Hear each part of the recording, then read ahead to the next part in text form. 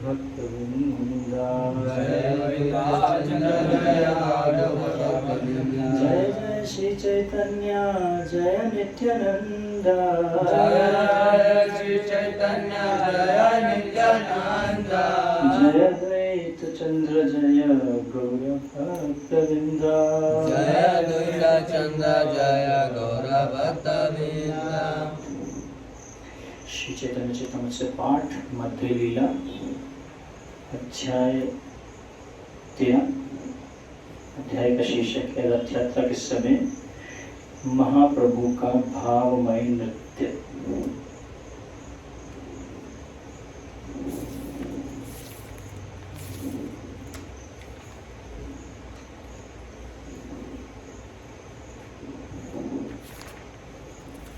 तो हम जैसे 2 दिन पहले चर्चा कर रहे थे कि चैतन्य महाप्रभु अपने भक्तगणों के साथ में सुबह सुबह उठ के ध्यान से स्नान किए और फिर पांडु विजय उत्सव देखने के लिए गए।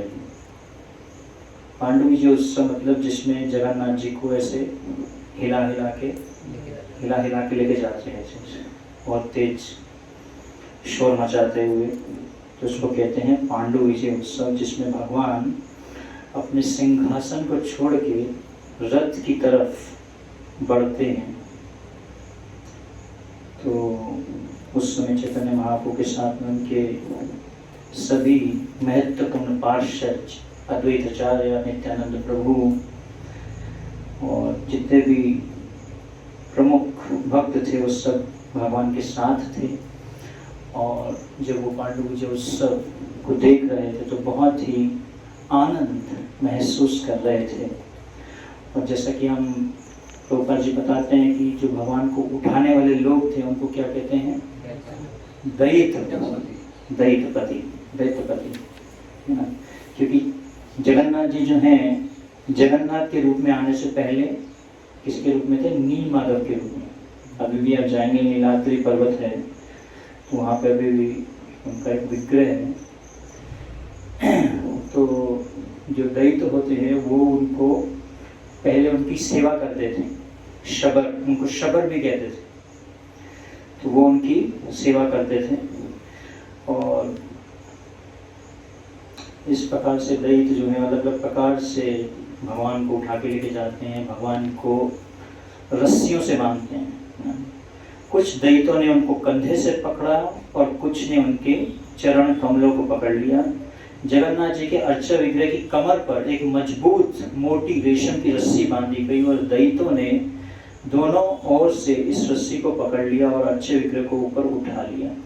सिंहासन से रथ तक लेकर क्या कर रहे थे? अलग अलग वहाँ पे एक तुली मतलब गद्दे रखे होते, गद्दे। क्योंकि अगर आप जगन्नाथ मंदिर जाएंगे तो सीढ़ी से नीचे लेके आते हैं तो वहाँ पे एक पूरे सीढ़ी है जिससे नीचे लेके आते हैं। और रास्ते में क्योंकि बहुत हैवी होते हैं भगवान के विग्रह जो है, बहुत ही हैवी होते हैं, इतना आसान नहीं है उसको उठाना, इसलिए सब बहुत हट्टे कट्टे लोग लेके जाते हैं। हमारे तो जगन्नाथ जी भी थोड़े उतने हट्टे कट्टे नहीं है, अभी प्रसाद इनको खिलाएंगे तो ये भी मोटे हो जाएंगे, तो उनको लेके जाते हैं। और तो अलग अलग प्रकार से उस पर उठा के लेके जा रहे थे। तो आगे कृष्णदास कविराज बताते हैं कि भगवान जगन्नाथ संपूर्ण ब्रह्मांड के पालनहार हैं। विश्वम्बर जगन्नाथ के चलाइल पारे, आपन इच्छाए चले को कोरित विहारे, है ना। क्या बोल रहे हैं कविराज गोस्वामी कि भला ही उनको एक स्थान से दूसरे स्थान तक कौन ले जा सकता है, किंतु भगवान स्वयं अपनी इच्छा से अपनी लीलाएं करने के लिए चलते हैं। ना तो कोई उनको उठा सकता है ना उनको चला सकता है। कोई सोचे कि मैं रस्सी खींचूंगा तो भगवान आगे बढ़ेंगे, या मैं उठाऊंगा तो भगवान को मैं उठा के लेके जा रहा हूँ। ये मैं का जो भाव है ये बहुत जल्दी आ जाता है। बकरी होती है वो क्या करती है? मैंने किया, मैंने ये सेवा की, मैंने इतना दान दिया, मैंने रथ को खींचा, मैंने इसके लिए ये किया। गूगल में अगर आप सर्च करेंगे तो सबसे ज़्यादा जो वर्ड पूरे दुनिया में यूज होता है वो क्या होता है? आई। आई मतलब मैं। हमने किया, मैंने किया, हम भी नहीं आता, मैं ही आता है ना। तो यहाँ पे कविराज गोस्वामी हमारे अहंकार को तोड़ रहे हैं, क्योंकि जब भी हम कोई बड़ा कार्य करते हैं तो उसमें मैं का भाव आ ही जाता है ना।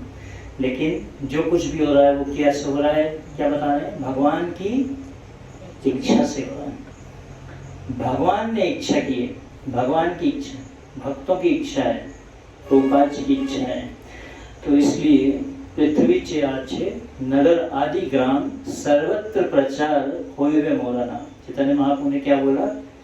पूरे पृथ्वी पे और पृथ्वी चे आछे, और फिर नगर में भी, और फिर गांव में भी, विलेज में भी, विलेज प्रीचिंग भी होगा, नगर में भी प्रीचिंग होगा, और पूरे पृथ्वी में भी प्रीचिंग होगा, प्रचार होगा। किसका? पृथ्वी चे आछे नगर आदि ग्राम सर्वत्र प्रचार होइबे मोरा नाम।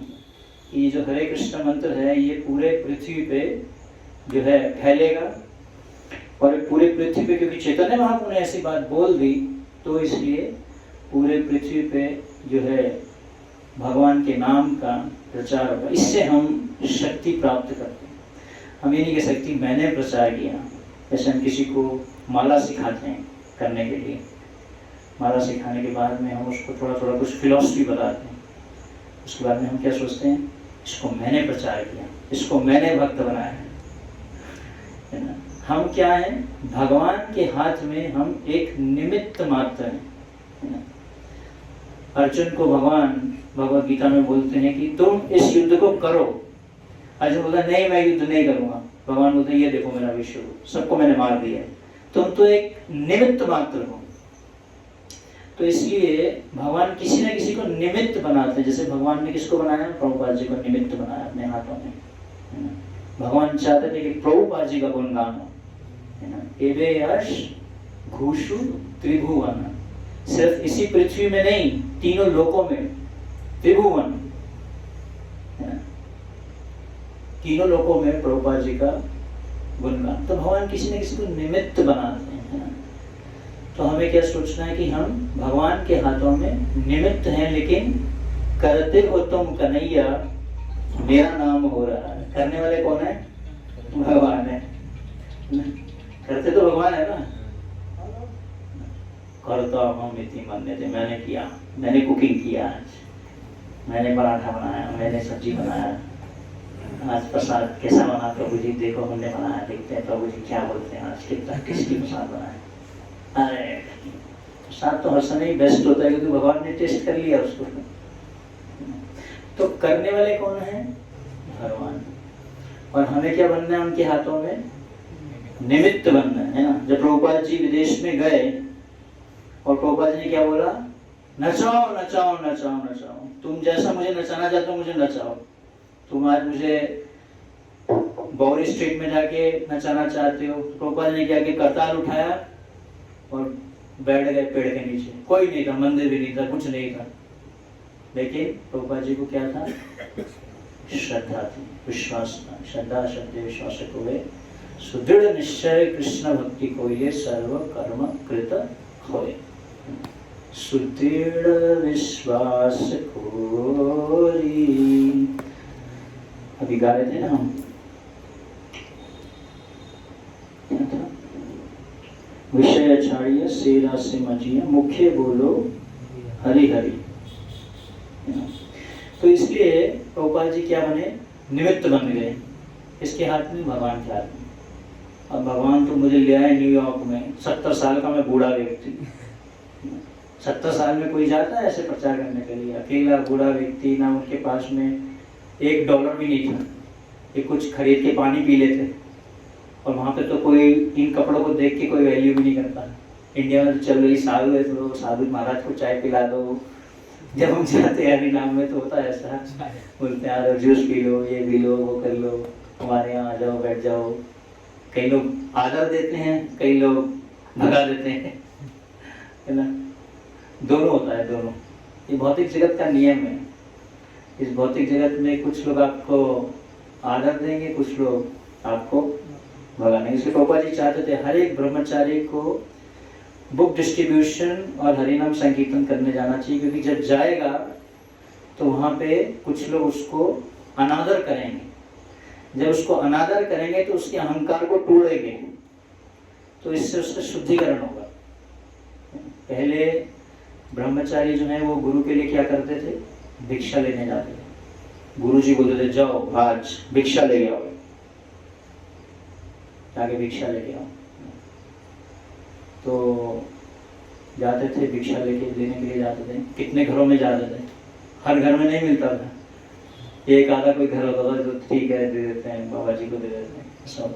कुछ घरों में भगा देते थे, चलो भागो यहाँ से। तो उससे क्या होता है, अहंकार को तोड़ते हैं। तो इसलिए प्रभुपाद जी विदेश में गए तो उन्होंने क्या सोचा कि मैं तो एक निमित्त, मेरे को तो निमित्त बनना है, भगवान के हाथों में निमित्त बनना है। तो इसलिए भगवान जो है किसी न किसी को निमित्त बनाते हैं और उनकी इच्छा से, तुम्हारा इच्छा है सदा सृजन संगार। तो जब भगवान के सिंहासन से रथ तक ले जाए जा रहे थे, तब राजा प्रताप रुद्र हाथ में सुनहरी मूठ वाली झाड़ू लिए भगवान की सेवा हेतु मार्ग की सफाई करने में व्यस्त थे। तो राजा प्रताप रुद्र जो राजा थे जगन्नाथपुरी के, उन्होंने क्या किया, एक झाड़ू उठाया। राजा ने, चीफ मिनिस्टर ऑफ जगन्नाथपुरी, उसने क्या किया, झाड़ू उठा लिया।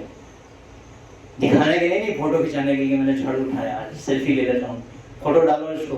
कितने मीडिया वाले कहाँ गए, सबको बुलाओ। आज मिनिस्टर साहब ने जो है झाड़ू उठाया, उसकी फोटो डालो जगन्नाथ जी के सामने। ऐसा नहीं, एक नम्रता के भाव में, नम्रता दिखाने के लिए कि भगवान अभी चलने वाले हैं, तो इस पूरे रास्ते को मैं झाड़ू से सफा करता हूँ। क्योंकि मैं क्या हूँ, मैं राजा नहीं हूँ, मैं क्या हूँ, ना हम विप्रो नाचा नरपति, ना वैश्य ना विशुद्ध, ना हम वर्णी नाचा गृहपति। तो जितनी भी उपाधियां थी, सर्व उपाधि विनिर्मुक्तम, जितनी भी उपाधियां उसको त्यागना, कि मैं मेरी ये पोस्ट है, मैं ये हूँ, है ना। लोग जो हैं जब आप ऑफिस ज्वाइन करते हैं तो आपको एक डेजिग्नेशन दिया जाता है, मैनेजर, असिस्टेंट मैनेजर। तो जो उपाधि है, उपाधि क्यों दी जाती है, काम कराने के लिए। अरे हाँ, मैं तो अभी मैनेज हूँ, अभी मेरे को यहाँ करना पड़ेगा, सब मैनेज करना पड़ेगा। ये इसका मैनेजर है, ये इसका मैनेजर है, और अलग अलग उपाधियाँ दी जाती, डेजिग्नेशंस दिए जाते। तो राजा प्रताप रुद्र ने झाड़ू उठाया और झाड़ू उठा के जो है वो भगवान के आगे झाड़ू लगाने लगे। महाप्रभु मणिमा करे ध्वनि, नाना वाद्य कोलाहले किछु न सुनी। तो चैतन्य महाप्रभु ने जैसे ही जगन्नाथ जी को देखा सिंहासन से लेते हुए आए, चैतन्य महाप्रभु ने क्या बोला, मणिमा, चिल्लाने लग गए, मणिमा। तित्ते चिल्ला रहे थे, लेकिन उधर में इतनी सारी आवाजें हो रही थी, ढम ढम, ये वो क्या क्या बज रहा था, कुछ सुनाई नहीं दे रहा महाप्रभु क्या बोल रहे हैं। प्रभुपाद बोलते हैं, उड़ीसा में मणिमा शब्द का प्रयोग एक भद्र व्यक्ति को संबोधित करने के लिए किया जाता है। इस तरह श्री चैतन्य महाप्रभु भगवान जगन्नाथ जी को अत्यंत आदर पूर्वक संबोधित कर रहे थे। राजा ने मार्ग पर चंदन से सुगंधित जल का छिड़काव किया। तो सबसे पहले राजा ने क्या किया, चंदन जलिते करे पथ निषेचने, तुच्छ सेवा करे वसी राजा सिंहासने, है ना। तो उनका भाव क्या था, एक तुच्छ सेवा करना। यद्यपि वे राज सिंहासन के स्वामी थे, किंतु भगवान जगन्नाथ के लिए तुच्छ सेवा में लगे हुए थे। क्योंकि हम क्या हैं, सभी जगन्नाथ जी के दास हैं, जगन्नाथ जी के सेवक हैं। सेवक बनना है, सेवक के भाव में जो उन्होंने झाड़ू लगाया, वहाँ पे चंदन का पानी फैलाया। यद्यपि राजा अत्यंत सम्मानित व्यक्ति थे, फिर भी भगवान के लिए वे तुच्छ सेवा कर रहे थे। अतः वे भगवान की कृपा प्राप्त करने के उपयुक्त पात्र बन गए। महाप्रभु सुख पाइला से सेवा देखिते, महाप्रभु कृपा हेला से सेवा हरिते। तो एक बार इससे पहले कथा आती है जिसमें चैतन्य महाप्रभु को बोला जाता है कि राजा प्रताप रुद्र आपसे मिलना चाहते हैं। तो चैतन्य महाप्रभु बोल देते हैं कि मैं किसी भी chief minister, prime minister, minister से किसी से नहीं मिलता, मैं किसी राजा से नहीं मिलता। राजा जो होता है वो विषय होता है, इसलिए मैं किसी राजा से नहीं मिलूंगा। लेकिन जब चैतन्य महाप्रभु ने राजा को एक तुच्छ सेवा करते हुए देखा इस प्रकार से, वो झाड़ू लगाने भगवान जगन्नाथ जी के आगे, चैतन्य महाप्रभु भी तो भगवान नहीं है ना, उनके आगे क्या कर रहे हैं, एक तुच्छ सेवा कर रहे हैं। कभी कभी हम सोचते हैं कि मैं जो है कीर्तन की सेवा करूंगा, लेकिन झाड़ू लगाने की सेवा मैं नहीं करूंगा, या बर्तन धोने की सेवा मैं नहीं करूंगा। उसको लगता है ये जो है ये लो सेवा है, और वो वाली जो है हाई सेवा है। ऐसा नहीं है, सारी की सारी सेवाएं किसकी हैं, भगवान कृष्ण की हैं। इसलिए सारी सेवाएं क्या हैं, दिव्य हैं। प्रभुपाद जी के एक शिष्य थे जिनका नाम था जयानंद प्रभु। जयानंद प्रभु जो थे उन्होंने सबसे पहले क्या चालू किया था, रथ यात्रा का ये रथ बनाया था उन्होंने, है ना। और आपको पता है जगन्नाथ जी विदेश में कैसे आए थे। एक बार एक माता जी थी, वो एक बार एक शोरूम में गई, तो वहां पे उनको कौन मिला, एक डॉल मिली, डॉल लकड़ी की डॉल थी। सुभद्रा महारानी उनको बड़ी पसंद आ गई, देख फॉरनर थी, थोड़ी थोड़ी माला कर रही थी, अभी नई नई थी, प्रभुपाद जी की शिष्य थी। तो वो डॉल जो है वो लेके प्रभुपाद जी के पास गई, उसने चोरी कर ली, वहां से चोरी करके उठा के ले गई। प्रभुपाद ने बोला where is the other two. Prabhupada बोले एक तो ले, दूसरे दो कहाँ है, एक को लेके आ गए, दोनों कहाँ है, बाकी जगन्नाथ और बलदेव कहाँ है। तो उसको समझ नहीं आया ये क्या है। फिर वो दोनों को लेकर प्रभुपाद ने वहां से बोला वी विल हैव रथ यात्रा। तो इस प्रकार से जो है रथ यात्रा प्रारंभ हुई विदेश में, और जगन्नाथ जी को प्रभुपाद जी जगन्नाथपुरी से पूरे दुनिया में ले गए, और जगह जगह पे जाके उन्होंने जो अभी आगे आएगा कितना बड़ा उन्होंने रथ बनाया। जो वहाँ का टावर था उससे भी ऊंचा वो रथ था, इतना ऊंचा था। तो इस प्रकार से राजा को तुच्छ सेवा में संलग्न देखकर चैतन्य महाप्रभु अत्यंत प्रसन्न हुए। तो इसलिए जो तुच्छ सेवा है, जयानंद प्रभु जो है वो क्या करते थे, मंदिर में जो है वो डस्टबिन क्लीनिंग करते थे गमछा पहन के। तो एक बार एक बहुत बड़े भक्त आए वहां पे, तो पूछे यहाँ का प्रेसिडेंट कहाँ है, तो बोले वो अंदर उनका ऑफिस है वहां पे। उन्होंने बताया कि मैं यहाँ का प्रेसिडेंट हूँ। तो वो क्या कर रहे थे, डस्टबिन क्लीनिंग कर रहे थे, डस्टबिन सफा कर रहे थे मंदिर में। तो सारी की सारी सेवाएं क्या हैं, भगवान की सेवाएं, है ना। चाहे वो रथ खींचने की सेवा है, चाहे वो झाड़ू लगाने की सेवा है, चाहे वो रथ बनाने की सेवा है, चाहे वो प्रचार करने की सेवा है, चाहे वो कीर्तन करने की सेवा है, क्योंकि सारी की सारी सेवाएं क्या हैं, दिव्य हैं, क्योंकि वो भगवान की सेवा है ना। बाहर की चेतना में और भक्तों की चेतना में यही अंतर होता है ना।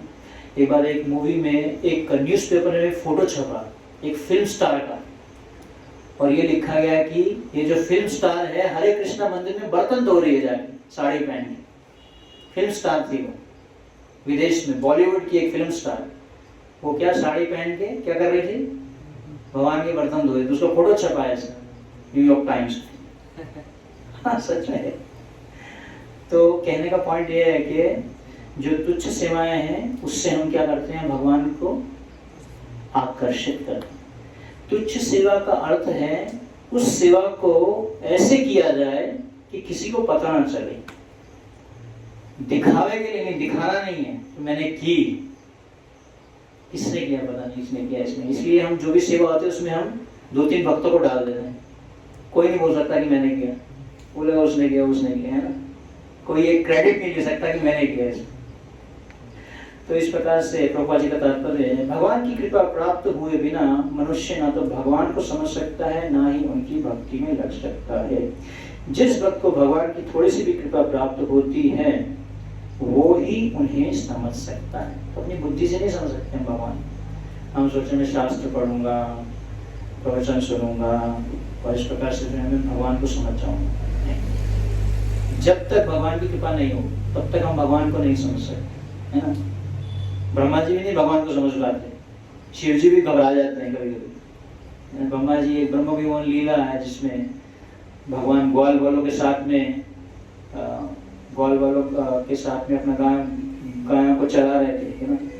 ब्रह्मा जी भी बिल्डर हो गए उसको, ब्रह्मा जी भी नहीं समझ पाए ये छोटा बालक कहाँ से भगवान है, कैसे कृष्ण है।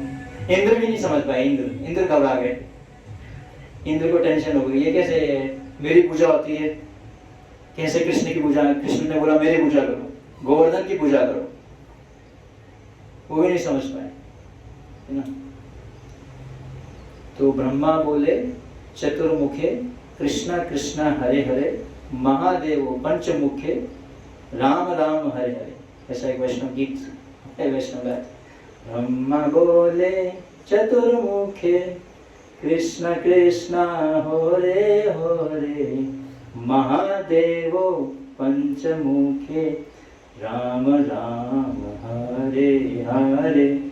तो इस प्रकार से भगवान को समझना है, कृष्ण को समझना है, तो अपनी बुद्धि से नहीं समझ पाएंगे।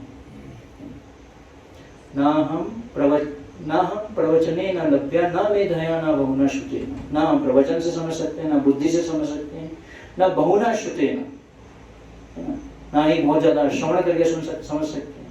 कैसे समझ सकते हैं? जब हमें भगवान की कृपा होगी। भगवान की कृपा कैसे मिलती है? ब्रह्मांड भ्रमिते कोनो भाग्यवान जीव गुरु कृष्ण प्रसादे पाए भक्ति लता बीज, है ना। भगवान की कृपा मिलती है भगवान के महान भक्तों के द्वारा। कब मिलती है? पूरे ब्रह्मांड को घूमने के बाद, है ना। 14 प्लैनेटरी सिस्टम, ब्रह्मांड भ्रमित है, घूम घूम के कभी इधर कभी उधर, पुनरपि जननम पुनरपि मरणम, अलग अलग जन्म लेते रहेंगे, फिर जाके जो है गुरु कृष्ण प्रसाद लेते हैं। कोई एक भक्त आएगा और बोलेगा लो प्रसाद लो भगवान का। या आप रोड पे जा रहे हैं और भक्त लोग कीर्तन करते जा रहे हैं, हरे कृष्णा हरे कृष्णा, हरे कृष्णा क्या है, हरे कृष्णा नाचते रहते हैं। हरे कृष्णा बोल दिया आपने, कृपा मिल गई आपको। इसको कहते हैं सुकृति प्राप्त करना। इसलिए हम रोड पे जाके कीर्तन करते हैं। एक बार हमें एक व्यक्ति बताना नहीं, क्या है ये तुम्हारे अंग्रेज लोग ढोलकी उठा के हरे कृष्णा करते रहते हैं रोड पे जाके, वेस्टर्न वर्ल्ड में क्या है हरे कृष्णा है। कोई आपको मजाक में बोल देता है। एक बार हम गए थे यहाँ साउथ इंडिया में एक मंदिर में, तो हम थोड़ी देर जीआर नरसिंहा के दर्शन करना, तो मैं थोड़ी देर खड़ा हो गया, वहाँ पे खड़ा नहीं होने देते, साइड में खड़ा होकर दर्शन करने लग गया। तो पुजारी दूर से चिल्ला, ए हरे कृष्णा निकलो यहाँ से, ए हरे कृष्णा हरे कृष्णा निकलो। फिर से चिल्लाया, भागो यहाँ से, हरे कृष्णा। कृपा मिल गई किसी ना किसी तरीके से, है ना।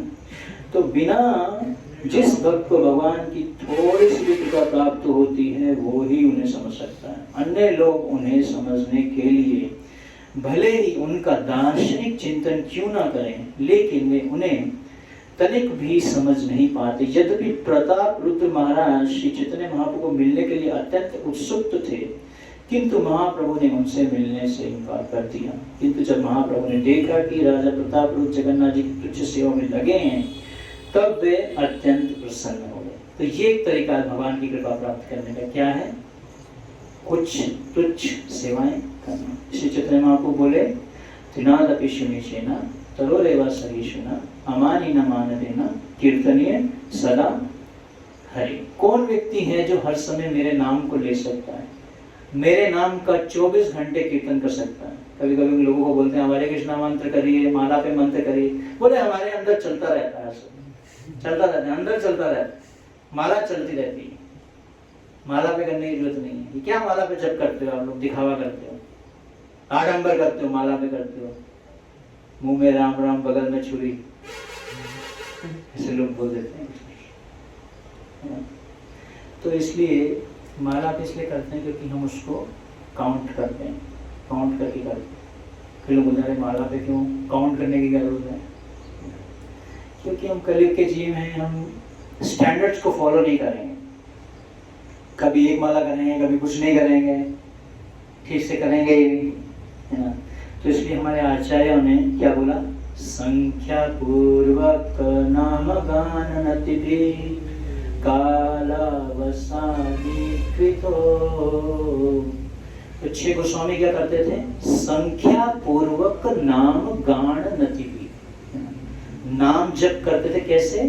संख्या पूर्वक, काउंट करते थे उसको, कितना किया मैंने, कितनी बार मैंने भगवान को प्रणाम किया, कितनी बार मैंने भक्तों को प्रणाम किया। नाम गान नति भी मतलब प्रणाम करना।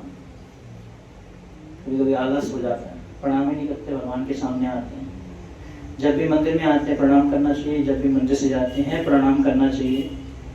इससे हम भगवान की जो प्रेजेंस है उसको इवोक करते हैं, हम ये फील करते हैं कि भगवान है ना। जब ध्रुव महाराज को भगवान के दर्शन हुए तो सबसे पहले उन्होंने क्या किया? भगवान को प्रणाम किया और गुणगान किया भगवान।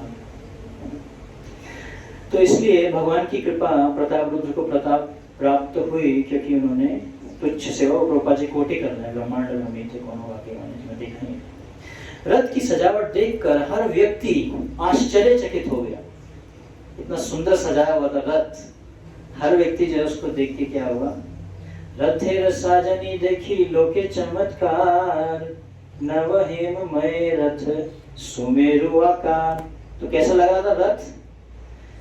नए सिरे से सोने का बना लग रहा था और सुमेरु पर्वत जितना ऊंचा था, इतना ऊंचा रथ था, है ना।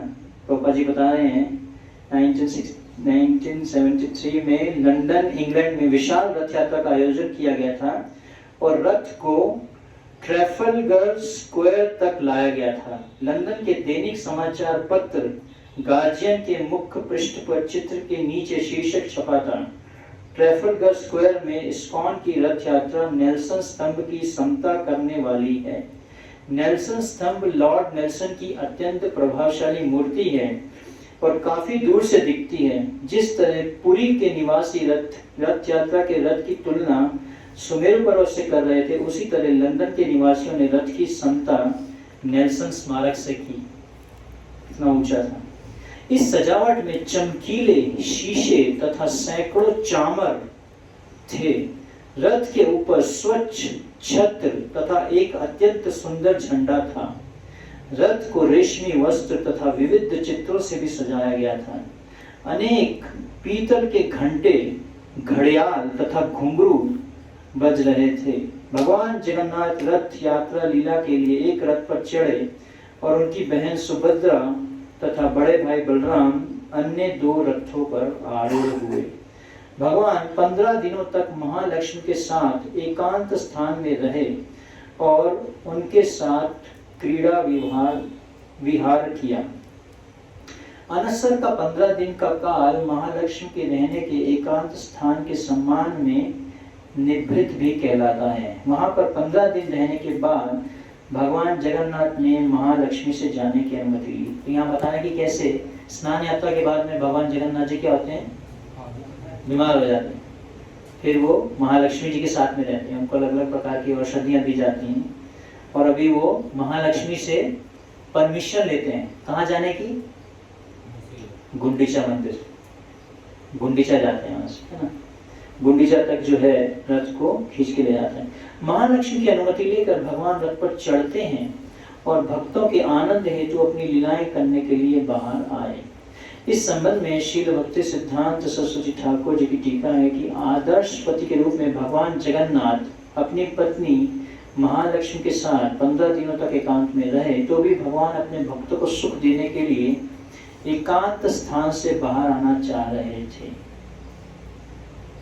सारे मार्ग में बिछी महीन श्वेत बालू यमुना तट के समान लग रही थी और दोनों ओर के छोटे छोटे बगीचे वृंदावन के बगीचों जैसे लग रहे थे।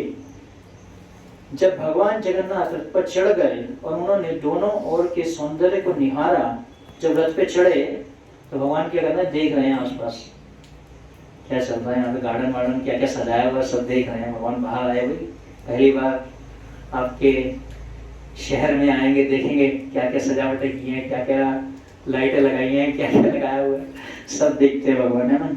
तो उनका मन आनंद से भर गया। सब सुन रहे हैं भगवान आपकी बात है। गौड़ सब रथ टाने कोरिया आनंद, क्षणे शीघ्र चले रथ, क्षणे चले मंद।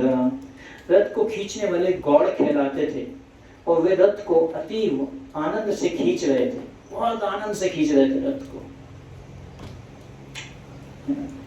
किंतु यह रथ कभी तो तेज चलता था और कभी अत्यंत मंद हो जाता था। कभी रथ स्थिर हो जाता, टस से मस न होता, भले ही इसे कितने ही जोर से क्यों न खींचा जाता। अतः यह रथ भगवान की इच्छा से चल रहा था, किसी सामान्य व्यक्ति की शक्ति से नहीं चल रहा था। क्षणे स्थिर है न रहे, टानी लोह न चले, ईश्वर इच्छाए चले, न चले कारो बले। तो किसी की शक्ति से भगवान का रथ नहीं चलता, किसी के प्रयास से नहीं चलता, लेकिन भगवान के चलते हैं अपनी इच्छा से चलते हैं। मैं चल रहा हूँ, मेरा मन है, मैं रुकूंगा यहाँ मैं आरती करवाऊंगा, पता नहीं कितने घंटे लगेंगे। हम सोचेंगे 12 बजे रथ चलाएंगे और 6 बजे खत्म कर देंगे रथ यात्रा को। भगवान नहीं, मैं तो आराम से आऊंगा, मैं नहीं आ रहा आज मैं रास्ते में रुकूंगा। कोई कुछ नहीं कर सकता है सब भगवान की इच्छा से चलेगा। कोई नहीं, मैं तो सिर्फ थोड़ी देर रहूंगा, भगवान पता नहीं कब पहुंचेंगे, क्या है, ऐसे नहीं है। तबे महाप्रभु सब लैना भक्त गया, स्वहस्ते परैला सबे माला या चंदन। जब रथ स्थिर हो गया तो क्या हुआ, चैतन्य महाप्रभु ने क्या किया, जितने भी भक्त थे सबको एकत्रित कर लिया और उन्होंने अपने हाथों से फूलों की माला तथा चंदन से उनको सजाया। किसको सजाया? भक्तों को जितने भी भक्त थे महाप्रभु के, उनको क्या किया भगवान ने, माला पहनाई और चंदन बनाया। चंदन होता है ना, चंदन जिसके परमानंद पुरी आर भारती ब्रह्मानंद, श्री हस्ते चंदन पाए बाड़िल आनंद। श्री चैतन्य महाप्रभु ने अपने हाथों से परमानंद पुरी तथा ब्रह्मानंद भारती को मालाएं तथा चंदन प्रदान किया, इससे उनका दिव्य आनंद बढ़ गया। इसी तरह जब अद्वैत आचार्य तथा नित्यानंद प्रभु को भी श्री चैतन्य महाप्रभु के दिव्य हाथों का स्पर्श हुआ तो वे दोनों अत्यंत प्रसन्न हुए। महाप्रभु ने संकीर्तन करने वालों को भी मालाएं तथा चंदन दिया। 2 मुख्य कीर्तनिया थे, स्वरूप दामोदर और श्रीवास ठाकुर। कीर्तन करने वालों की 4 टोलियां थी, जिनमें कुल 24 कीर्तनिया थे। प्रत्येक टोली में 2 मृदंग वादक, जिससे 8 अतिरिक्त व्यक्ति हो गए। जब 4 टोलियां बन गई तो थोड़ा सा विचार करने के बाद श्री चैतन्य महाप्रभु ने कीर्तनियों को बांट दिया। श्री चैतन्य महाप्रभु ने नित्यानंद प्रभु, अद्वैत आचार्य, हरिदास ठाकुर, वक्रेश्वर पंडित को आज्ञा दी कि 4 टोलियों में से प्रत्येक में जाकर नृत्य करें। तो ये 4 लोग थे जो डांस करने के लिए जिनको अपॉइंट किया गया। 4 टोलियां बनाई और एक टोली में नित्यानंद प्रभु नाच रहे थे, एक टोली में अद्वैत आचार्य, एक टोली में हरिदास ठाकुर, एक टोली में वक्रेश्वर पंडित। स्वरूप दामो प्रथम संप्रदाय कैला, स्वरूप प्रधान आरपन जल दिल तारा पालिकाना। स्वरूप दामोदर की पहली टोली का अगुवा चुना गया और उन्हें 5 सहायक दिए गए जो कीर्तन को दोहराएंगे। तो कीर्तन करने वाले के पीछे गाने वाले भी 5 लोग थे। जो 5 जन स्वरूप दामोदर के गाने को दोहराते थे वे थे दामोदर पंडित, नारायण, गोविंद दत्त, राघव पंडित और गोविंदानंद। अद्वैत आचार्य प्रभु की पहली टोली में नृत्य करने के लिए आदेश मिला, तब महाप्रभु ने एक अन्य टोली बनाई जिसके प्रधान व्यक्ति हुए श्रीवास ठाकुर। तो इस प्रकार से चैतन्य महाप्रभु ने 4 अलग अलग टोलियां बनाई। कुलीन ग्राम नामक गांव की एक कीर्तनियों की टोली भी थी, जिसमें रामानंद तथा सत्यराज नर्तक के रूप में नियुक्त किए गए। उनको डांस करने के लिए बोला गया। कौन सी टोली में? कुलीन ग्राम की टोली में। शांतिपुर की भी एक टोली थी जिसे अद्वैत आचार्य ने बनाई थी। इसके डांसर कौन थे? अच्युतानंद। खंड के लोगों ने एक अन्य टोली बनाई। ये लोग एक भिन्न स्थान पर गा रहे थे। इस दल में नरहरि प्रभु रघुनंदन नाच रहे थे। कुल मिलाकर 7 संकीर्तन टोलियां थी और प्रत्येक टोली में 2 व्यक्ति ढोल नगाड़े बजा रहे थे। इस प्रकार एक साथ 14 ढोल बज रहे थे। इनकी ध्वनि इतनी कोलाहल पूर्ण थी कि सारे भक्त पागल हो गए। सारे वैष्णव बादलों के समूह की तरह एक साथ आए। जब भक्तों ने अत्यंत भावपूर्वक नाम कीर्तन किया तो उनकी आंखों से आंसू गिरने लगे, मानो आंखों से वर्षा हो रही है। उस दिन वर्षा हो गई तो क्या करेंगे? रेन डांस होगा, रेन डांस होगा, रेन कीर्तन होगा। लोग जो है होटलों में जाते हैं, वहां पे एक आर्टिफिशियल रेन करते हैं ऐसे फुहारे से। एक बार प्रभुपाद जी हैदराबाद में थे और कई सालों से वहां पे एक बार वहां पे वो हो गया, क्या नाम है, सूखा पड़ गया है ना हैदराबाद में, बारिश ही नहीं हो रही थी। तो प्रभुपाद जी ने बोल दिया कि यज्ञ करना होगा, है ना। भगवद गीता में एक श्लोक आता है, जब हम यज्ञ करते हैं तो भगवान बारिश करते हैं, और जब बारिश होती है तो उससे क्या होता है? अन्न उगता है उससे, है ना। आजकल तो साइंटिस्ट लोग आर्टिफिशियल रेन्स क्रिएट कर रहे हैं, आर्टिफिशियल तरीके से रेन करने हैं कि बादलों में एक रॉकेट मार के बादलों में से पानी गिराने का वो ऐसा चल रहा है। हम आर्टिफिशियल रेन, ऐसा हुआ भी है कई जगह पे किया है ना। तो इस प्रकार से प्रभुपाद जी ने फिर वहां पे जब हरिनाम संकीर्तन किया, संकीर्तन जो है वो क्या है? कलयुग का यज्ञ है ना। कलयुग के लिए बड़े बड़े कुंड बनाने की जरूरत नहीं है, यज्ञ कुंड। जैसे पहले यज्ञ कुंड बनाते थे, कृते यज्ञायते विष्णु त्रेतायाम यजतोमपि। त्रेता युग में बड़े बड़े यज्ञ किए जाते थे, क्योंकि उस समय शुद्ध ब्राह्मण थे, घी थे, सामग्रियां थी, है ना। तो कृते यत् ध्यायते विष्णु त्रेतायाम यजतोमपि द्वापरे परिचर्याणाम कलौ तद हरि कीर्तनात्। कलयुग में कौन सा यज्ञ बताया गया? यज्ञ संकीर्तन प्राय यजंती ही सुमेधसा। सुमेधसा मतलब सुमेध, मेधा मतलब बुद्धि, बुद्धिमान, इंटेलिजेंट लोग, जो बुद्धिमान लोग हैं वो क्या करेंगे? संकीर्तन यज्ञ करेंगे। संकीर्तन मतलब मिलके, कोई भी काम मिलके करने में बड़ी प्रॉब्लम आती है। एक बार अगर 10 भक्तों को एक कमरे में डाल दिया जाएगा, इसी कमरे में रहना है आपको, जैसे बंदर खाता है ना झगड़ा हो जाएगा। आजकल न्यूक्लियस कॉन्सेप्ट आ गए है ना, 1 BHK 2 BHK। पहले पूरा एक जॉइंट फैमिली रहता था, मिलके रहते थे सारे सभी है ना। तो यज्ञ संकीर्तन तो मिलके कुछ करना है ना। अगर आप कलयुग के प्रभाव को खत्म करना चाहते हैं तो क्या करना है? मिलके हरिनाम संकीर्तन करना है। जब भी हम हरिनाम संकीर्तन करेंगे तो हमारे हृदय में जितने भी मन मुटाव हैं, जितने भी कलयुग के दोष हैं, कलयुग दोष निगोष्ठी महान कीर्तनादि कृष्ण से मुक्त संग, तो मुक्त हो जाओगे किससे?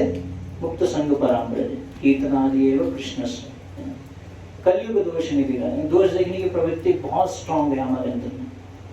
कुछ भी छोटी सी चीज दिखती है तुरंत मन में क्या आता है? दोष दिख जाता है। दोष का कारण है ईर्ष्या। जब हमारी भगवान के प्रति ईर्ष्या रहती है तो हम दूसरे व्यक्ति में क्या देखते हैं? दोष देखते हैं। इसके तो नहीं, अरे कैसा तिलक लगा गया है, कैसी शिखा कर ली उसने आज, कैसा धोती कुर्ता डाला हुआ है, कैसे फटे हुए कपड़े डाला हुआ, कुछ भी दोष दिखता रहेगा पूरा दिन। कई लोगों को दोष ही दिखता रहता है। तो दोष देखने की जो प्रवृत्ति है, अगर इसको हम खत्म करना चाहते हैं तो कीर्तनादि एवं कृष्ण से। तो ये हरिनाम संकीर्तन जो है, गोपाल जी ने क्या किया? हरिनाम संकीर्तन किया। हरे कृष्ण कृष्ण कृष्ण हरे हरे, हरे राम राम राम हरे हरे। और इतना कीर्तन करते ही कितने दिनों से जब बारिश नहीं हो रही थी हैदराबाद में, बारिश हुई, सब लोग हैरान हो गए।